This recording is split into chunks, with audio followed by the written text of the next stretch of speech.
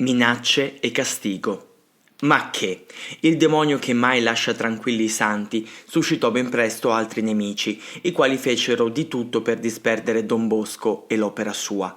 Ed ecco che il sindaco, marchese Michele di Cavour, lo fa chiamare e senza preamboli gli dice: «È tempo di finirla, mio caro abate, e poiché volete ostinarvi nella vostra opera, io sono costretto a farvi chiudere l'oratorio». «Mi perdoni, signor marchese», rispose Don Bosco, «ma se io chiudessi il mio oratorio, avrei timore delle maledizioni di Dio su di me e su di lei».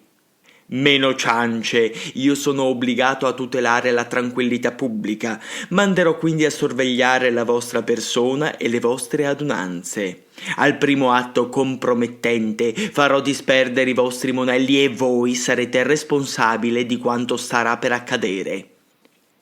Quelle furono le ultime parole pronunziate dal marchese in municipio. Tornato a casa, fu assalito da un'ostinata podagra, la quale, dopo molte sofferenze, lo condusse alla tomba. Quella morte produsse impressione in tutta Torino e per diversi anni, specialmente nella sfera dei magnati, non vi fu più alcuno del municipio o del governo che recasse molestia a Don Bosco.